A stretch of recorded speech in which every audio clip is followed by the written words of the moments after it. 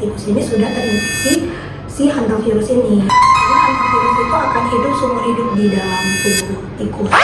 What's up, it's time for It's Up Podcast. Senang sekali hari ini karena kita akan membahas topik nih yang sangat menarik yang menyangkut isu global juga, yaitu hantavirus. Belakangan ini kita tahu kalau virus itu, penyakit itu menular sering menjadi perhatian masyarakat. Apalagi setelah kejadian dari COVID-19, masyarakat menjadi jauh lebih sensitif terhadap virus-virus baru yang muncul. Salah satunya sempat menarik perhatian itu adalah hantavirus itu sendiri. Nah, mungkin sebagian dari kita masih bertanya-tanya nih, sebenarnya apa sih hantavirus itu? Terus gimana cara penularannya? Apakah virus ini berbahaya juga untuk sesama kita manusia? Dan bagaimana peran pemerintah serta hukum dalam menghadapi penyebaran dalam penyakit seperti ini? Baik teman-teman, untuk hari ini kita membahas semuanya. Kita kedatangan narasumber yang sangat luar biasa, Dokter Ira. Nah, dokter ini kalau boleh tahu bergerak di spesialis. Oke, perkenalkan ya teman-teman, nama saya Dr. Ira Fitrianti Lubis. Saat ini mungkin saya sedang mengambil spesialisasi radiologi. Jadi ya basicnya kita dokter umum, terus kita ngambil PDS untuk spesialisasinya radiologi. Mungkin tadi udah sempat singgung juga kalau topiknya ini hantavirus. Seperti yang beredar di media sosial sekarang ini belakangan, hantavirus ini kan menyebarnya melalui kapal yang berlabuh di laut mengelilingi banyak negara, puluhan negara gitu. Mungkin dokter bisa menjelaskan di mana kronologi di kapal itu, atau mungkin hantavirus ini sebetulnya virus apa gitu. Jadi sebenarnya hantavirus ini udah lama ya, jadi saya bukan virus baru yang kita memang dia datang tiba-tiba gitu, enggak. Cuman karena memang pada saat ini dia baru kita temukan, maksudnya baru menginfeksi mungkin beberapa manusia yang memang saat ini baru kita dapati lah ya dengan gejala-gejala itu. Terus pada saat diperiksa ternyata kita dapati hantavirus. Jadi sebenarnya hantavirus ini tuh sebenarnya tuh virus yang disebarkan oleh pada umumnya itu hewan pengerat. Jadi hewan pengerat itu bisa tikus ya, dengan segala macam hewan pengerat yang ada. Tapi pada umumnya adalah tikus. Jadi tikus liar yang memang ada di sekeliling kita ya. Jadi mungkin kalau yang tadi kamu bilangnya dari kapal, sebenarnya bukan karena dari kapalnya, tapi mungkin ada penularan yang di situ yang dibawa oleh si tikus ini. Mungkin saja di kapal itu ada tikus atau bagaimana, ada tikus ini sudah terinfeksi si hantavirus ini. Karena hantavirus itu akan hidup seumur hidup di dalam tubuh tikus. Jadi dia nggak ada yang namanya mati virusnya atau bagaimana, kok enggak. Jadi dia seumur hidup akan ada di tubuh si tikus. Jadi si tikus itu misalkan dia berkeliaran di sekitar kita, terus dia membuang kotorannya atau apapun, nah itu akan mengendap di udara, dia akan menularkan melalui airborne transmission, jadi via aerosol gitu. Nah jadi kita bisa terhirup dari situ, jadi masuk dari saluran pernapasan seperti itu. Makanya manifestasi klinis dari hantavirus ini sendiri itu bisa sampai ke paru-paru. Jadi hantavirus pulmonary syndrome namanya. Jadi bisa membuat kita sesak nafas, bahkan bisa paru-paru kita bisa terisi cairan, dan itu bahkan bisa berakibat fatal. Atau dia juga bisa menyebabkan seperti gejala di renal atau di ginjal. Jadi itu namanya hantavirus fever renal syndrome. Jadi dia akan menimbulkan gejala seperti kita kena demam berdarah, dan itu juga bisa nanti kayak efek itu ke masalah di ginjal atau gangguan di ginjal kayak gitu. Makanya kenapa mungkin pemerintah itu sangat mengkhawatirkan hantavirus ini. Sebenarnya dia tidak bisa menularkan antara manusia ke manusia gitu, jarang lah. Memang ada virus yang namanya virus Andes yang mungkin di daerah Amerika Selatan atau Afrika Selatan, saya lupa. Nah itu memang sama kayak si hantavirus ini, salah satu lah jenis hantavirus, dia bisa menularkan antara manusia dan manusia, tetapi sangat jarang terjadi dan mungkin belum ada ditemukan ya di isu ini. Kalau di isu ini kan hanya hantavirus kan yang kita dengar, dan itu tidak ada penularannya dari manusia ke manusia seperti COVID. Kalau COVID kan antara manusia ke manusia kan. Nah kalau ini memang murni dari si hewan pengerat ini ke manusia lewat dari ya kotorannya atau air liurnya dan lain sebagainya yang akhirnya mungkin mengendap di dalam udara. Tadi kan dokter menyinggung kalau penyebaran ini dari kotoran tikus gitu atau binatang penggerak. Apakah yang menyebarkan ini hanya binatang yang memang sudah terjangkit virus atau memang semua binatang penggerak sudah bisa menyebarkan gitu dari kotorannya? Jadi yang namanya dia menularkan ataupun dapat menyebarkan virusnya otomatis dia sudah terinfeksi. Makanya tadi saya bilang semua yang hewan pengerat ini atau tikus lah ya pada umumnya ya, karena hewan pengerat kan yang paling utama tikus ya.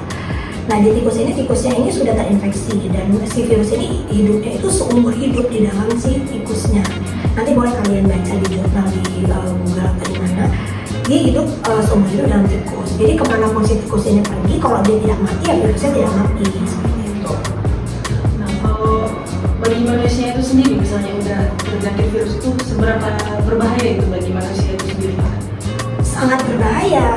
Jadi kenapa memang pemerintah itu concern ya dengan si antivirus ini? Karena memang tadi yang seperti saya bilang manifestasi klinisnya itu kan sampai juga ke paru-paru juga, terus masalah di ginjal juga gitu kan. Jadi ya pasti akan sangat mengganggu, apalagi kalau udah urusannya dengan saluran pernafasan. Kita jadi sesak nafas, paru kita berisi cairan, itu akan lebih berfatal dan dia cepat prosesnya gitu. Makanya kenapa memang pemerintah itu sangat concern. Kalau dibilang sangat mematikan, ya bisa dibilang sih karena memang mortalitasnya tinggi, kematiannya bisa tinggi. Untuk sejauh ini untuk solusi atau pengobatan dari hantavirus sendiri itu udah ada atau belum? Mungkin kan kalau misalkan pengobatan pastinya saat ini yang kita tahu karena dia memang virus, yang otomatis antivirus yang kita berikan dan beberapa gejala yang dia timbulkan itu yang akan kita coba untuk obati. Misalkan hantavirus ini biasanya kan menyebabkan kayak demam tinggi yang mendadak ya, terus kayak menggigil, terus nyeri otot, mual muntah, sakit kepala, nyeri gitu kan. Nah jadi mungkin yang akan kita obati adalah yang si gejala-gejala ini, ditambah kalau memang ini disebabkan oleh virus kita akan lebih tambah seperti antivirus seperti itu. Nah obatnya saat itu ya itu gitu. Nah sama seperti waktu COVID juga tidak ada obat yang pasti untuk si COVID-nya. Kita hanya mengobati karena dia virus, kita coba obati dengan antivirus. Dan dia menimbulkan gejala lain seperti batuk dan lainnya, kita obati dengan antibiotik. Nah seperti itu sama gitu. Jadi nggak ada antivirus khusus untuk hantavirus, itu nggak ada spesifik ya. Tapi dok, kenapa sampai sekarang belum ada vaksin khusus untuk mengobati hantavirus? Sementara hantavirus ini kan sudah terjadi dari tahun 70-an. Menurut data dari Kemenkes juga dari tahun 2024 sampai 2026 udah ada warga Indonesia yang terjangkit hantavirus ini sebanyak 23 orang. Kenapa dari tahun 17 sampai sekarang belum ada vaksin khusus yang untuk menyembuhkan hantavirus ini? Oke, mungkin gini ya jawabannya, kakak juga nggak tahu ya, maksudnya kenapa kita belum membuat suatu virus untuk suatu vaksin untuk si hantavirus ini. Tapi yang pasti proses untuk membuat suatu vaksin itu kan penelitiannya butuh jangka waktu yang panjang. Terus beberapa data pasti diambil dari beberapa pasien dan lain sebagainya. Nah mungkin penjangkitan dari hantavirus ini kan kita juga baru dengar saat ini, dan mungkin dulunya juga belum banyak. Jadi mungkin tidak suatu urgensi mungkin untuk pemerintah membuat suatu vaksin terhadap ini. Sama kayak waktu COVID, kan waktu COVID juga vaksinnya dadakan tuh, karena memang sudah sangat menjangkit dan mengkhawatirkan dan banyak yang penduduk yang sudah kena, akhirnya dibuat secara dadakan si vaksin ini. Dengan cara apa? Datanya banyak, pasien yang kena banyak. Jadi untuk mengambil sampel dan lainnya itu bisa lebih cepat gitu, makanya kita bisa temukan si vaksinnya lebih cepat. Tapi kan validasi vaksin dan lainnya kan memang belum terbukti secara ini kan gitu. Tapi ya itu tadi proses pembuatan vaksin itu tidak segampang itu gitu. Makanya memang mungkin untuk gejala-gejala virus yang mirip-mirip ya, dalam arti misalkan mirip dengan influenza dan lainnya ya, kalau memang kita bisa vaksin ya sebenarnya kita vaksin aja kayak influenza dulu. Jadi untuk menghentikan virus-virus yang mungkin hampir mirip dengan virus itu. Mungkin untuk langkah kita untuk mencegah terjadinya penularan tentang virus ini bagi diri kita masing-masing itu bagaimana? Oke, jadi sebenarnya yang namanya apa yang harus kita jaga biar si hantavirus ini tidak menular ya. Yang pasti kita jaga kebersihan dong, ya kan? Karena kan yang namanya tikus kan suka daerah yang kotor ya kan. Nah, berarti kalau misalkan kita mencegah untuk mengkat penularan dan lain sebagainya, otomatis kita harus menjaga lingkungan yang pertama. Terus tutup akses, misalkan di rumah kita ada tikus atau di lingkungan kita ada tikus, ya sebisa mungkin kita tutup akses lubang atau apapun yang bisa mengakibatkan tikus itu masuk ke rumah atau berhubungan dengan kita atau bersinggungan dengan kita, misalkan seperti itu. Terus yang kedua ya, apalagi nih kayak peran-peran kalian ini ya, kayak mahasiswa, nah sering-seringlah edukasi mungkin lingkungan sekitar. Jadi biar tahu bahwasanya bahayanya lingkungan yang kotor bagaimana, sanitasi yang baik itu bagaimana.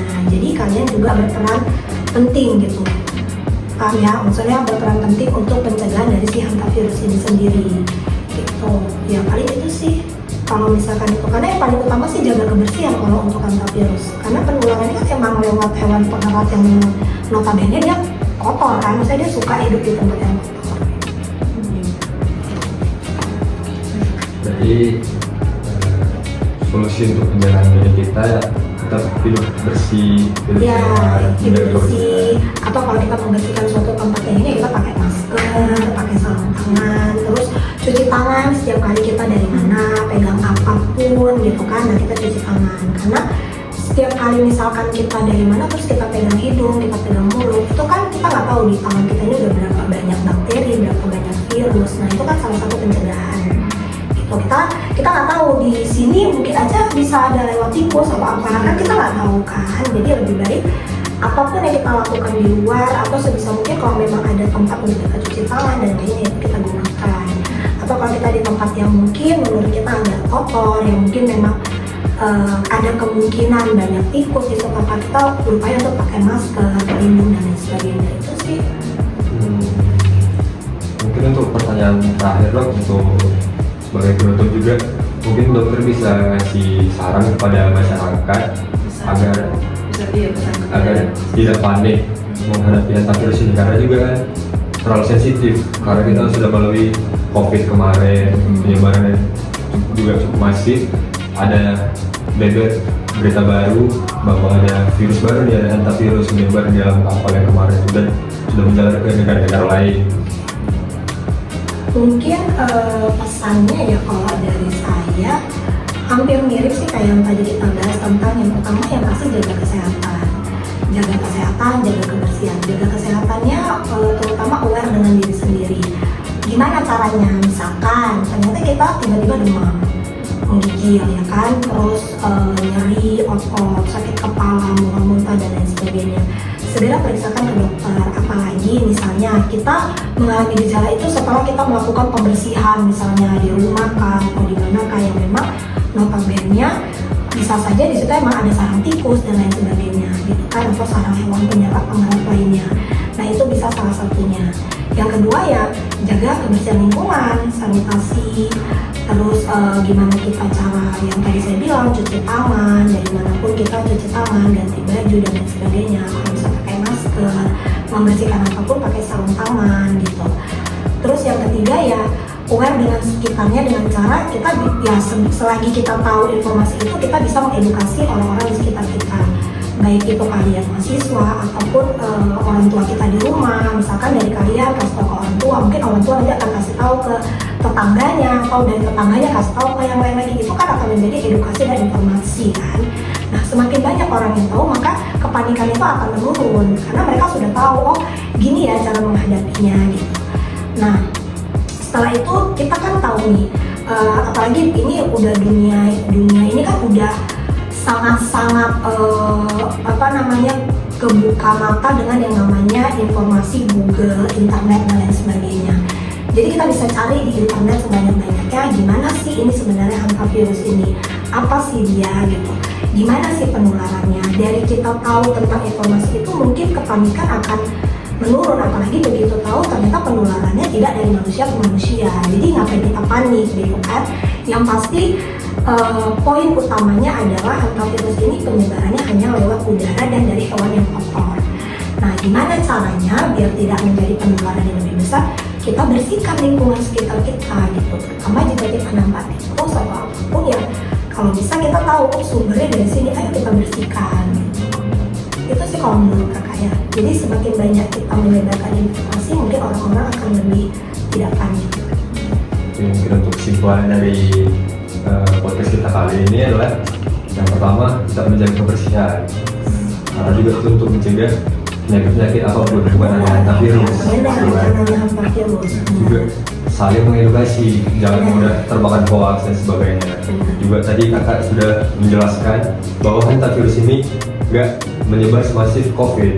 Dia nggak bisa menyebar dari manusia ke manusia. Mungkin ada, cuman jarang. Jadi ya nggak usah terlalu panik.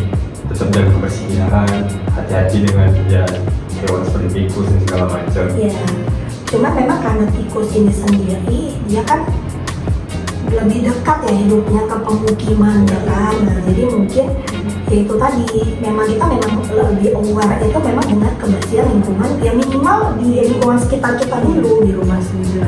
Iya benar, di rumah sendiri, karena pasti di sekitar rumah kita nggak mungkin nggak ada tikus, Pasti ada. nggak mungkin nggak ada hewan pengerat gitu kan. Jadi balik lagi, gimana cara kita menangani di lingkungan sedekat kita aja dulu gitu. Sambil kita menginformasikan juga bahwasannya ini virusnya begini, dia tidak yang masif dan memang dia mematikan pada saat dia sudah menginfeksi. Tapi kalau kita lebih mencegah, pasti kan pengobatannya juga ya tidak akan yang macam-macam atau gimana kan. Maksudnya kita lebih bagus mencegah dulu daripada mengobatin. Itu sih kalau Mungkin itu aja yang bisa kita obrolin di episode kali ini. Sangat banyak yang bisa kita dapatkan dari dokter, banyak ilmu yang bisa diberikan. Yang paling penting jangan mudah termakan hoax, jangan pernah panik, tetap mengedukasi dan selalu menjaga kebersihan. Makasih dokter atas Kami selaku host pamit undur diri. See you on another episode.